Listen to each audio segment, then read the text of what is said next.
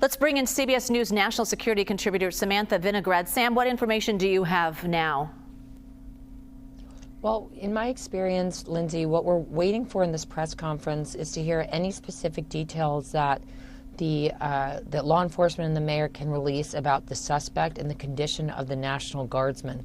In my experience in these moments, the goal is to be transparent with the public about the level of threat that the public may still face, about the condition of those that are injured or potentially killed, and of course, any information about the suspect. We may also hear officials ask for the public's help in gathering information about the suspect and motives.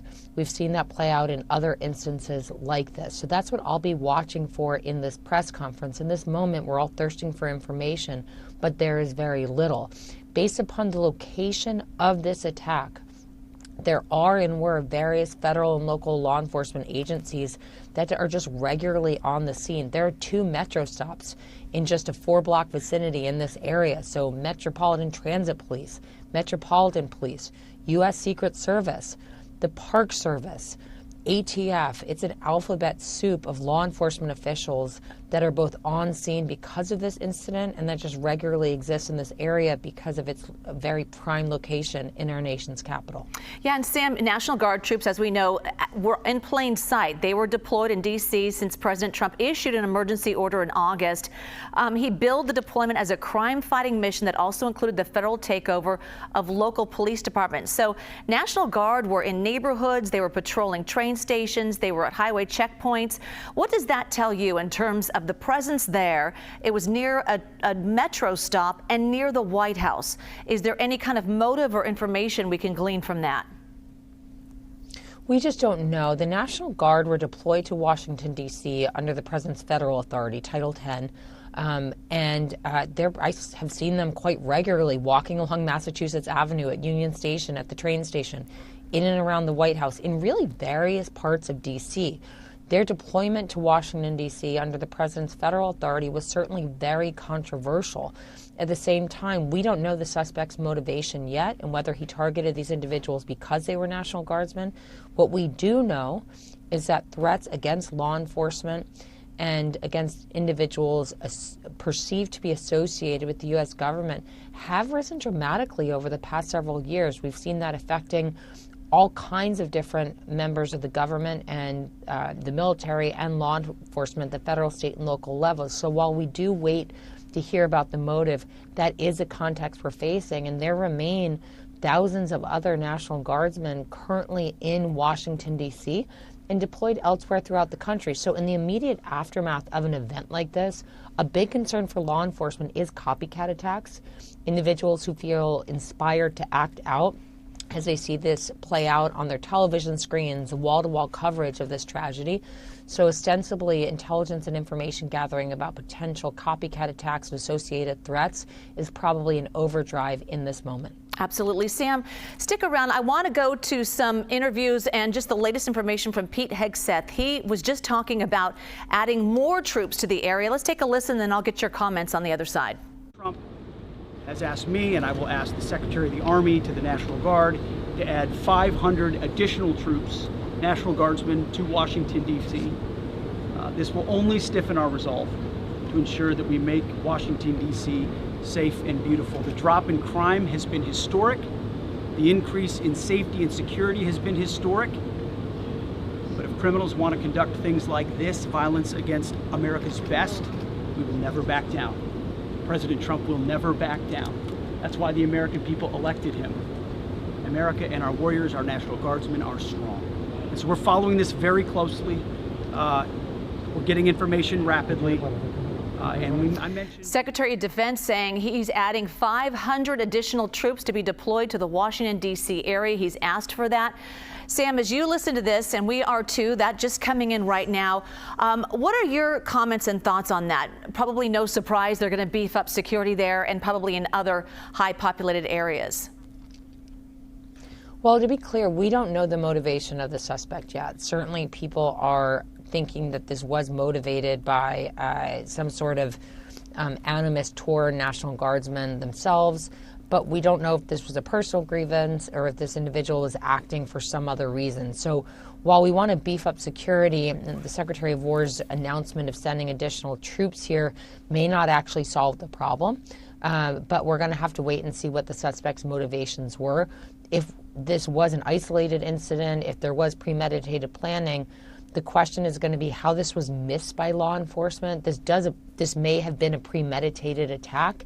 And if that was the case, why wasn't law enforcement able to pick up on its planning prior to the fact? Putting more National Guardsmen in D.C. isn't going to solve for not catching this on the front end, but certainly beefing up security is one piece of the puzzle. Whether National Guardsmen are best positioned to do that job versus calling in law enforcement from other jurisdictions with which Washington, D.C. has mutual aid agreements, that's an outstanding question. It's been, frankly, a source of debate about whether the National Guardsmen are the best positioned to fight the crime that President Trump is focused on mitigating here in Washington, D.C. And as it stands now, a heavy police presence after the 2 National Guardsmen were shot, again happening just blocks away from the White House. Sam, what does that tell you in terms of the proximity to the White House? I know that we don't know a motive or the reasonings or the cause, but it certainly was very close to other security concerns just blocks away. Well, certainly anything that happens in close proximity to the White House is of foremost concern to the U.S. Secret Service and other federal and local law enforcement that are charged with protecting the seat of U.S. executive power here in the United States. At this time, we have no indication that the suspect was focused on harming the president or individuals working at the White House, in the Eisenhower Executive Office building, at the U.S. Treasury, or at other government buildings in the area. We just don't know.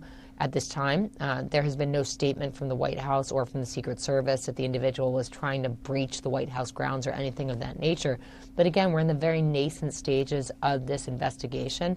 The location does tell us that there was a very heavy saturation of law enforcement officials, leaving aside the National Guard in the area. So we don't yet know who neutralized the suspect, who shot the suspect 4 times after this ambush-style attack. We also don't know how an armed individual was able to get off we're hearing reports of 10 to 15 shots and to perhaps fatally injure 2 Guards members. So all that will be a source of investigation and an after-action report. All right, Sam Vinograd, thank you so much. I want to go now to our breaking news correspondent, Shanelle Kaul, following the latest developments. Shanelle. Yeah, so let's just give you a recap here of how this unfolded throughout the afternoon for viewers who are just joining us right now, Jules. So we know that this took place at around 2:15 this afternoon Eastern time. We got the first alert for it by around 2:42 p.m. As for where this happened, I want to share my computer screen with you so you can see the actual location. It took place at the intersection of 17th Street Northwest and I Street Northwest in D.C. And if I zoom out, you can see why this is just so significant. I mean, it is just 2 blocks north of the White House. So obviously a lot of concern around that and the national security risk there. We are told that this was an ambush style attack and that there were 10 to 15 shots that rang out. So initially the information that we had from DC Fire, Jules, was that there were 3 gunshot victims. 2 were National Guard troops, and now we understand that 3rd person was the suspect, the shooter in this case. Now, earlier this afternoon, we'd seen a social media post from West Virginia Governor Patrick Morrisey. Jules, you'll remember we came on the air and broke that to you. He had said that the 2 National Guards troops that were involved in this shooting had died, and he also had said that they were both from West Virginia. I want to show you an updated social media post from the governor. Let me pull this up on my screen for you so you can also see. So he later on this afternoon sort of backtracked on that information, saying we're now receiving conflicting reports about the condition of our 2 Guard members and will provide additional updates once we receive more complete information. Our prayers are with these brave service members, their families, and the entire Guard community. So again, still waiting to get some more information on the condition of those 2 National Guard troops. As for the suspect in this case, we know that this person was also injured during the shooting. We don't know exactly how and who fired those shots first. But police are saying that that person was sent to a D.C. area hospital. They are suffering some injuries at this point, but they are in police custody. That's an important fact to mention. As for what's happening on the ground, obviously a lot of concern around this situation. There was a huge police and emergency presence on the ground there in D.C. around the White House. There were multiple agencies and still are that are involved in this, including the Secret Service, ATF, U.S. Marshals, Park Police, and Metropolitan Police. And I know that we've been reporting this, but we now have some more information about what this press conference will look like. We're waiting for that to happen in D.C. any moment now. And I'm just looking at an email here which says, we're expecting to hear, Jules, from the mayor of D.C., from FBI Director Kash Patel, and Executive Assistant Chief of Metropolitan Police Department, Jeffrey Carroll. So we'll bring you that live as soon as it begins. All right. Thank you so much, Shanelle.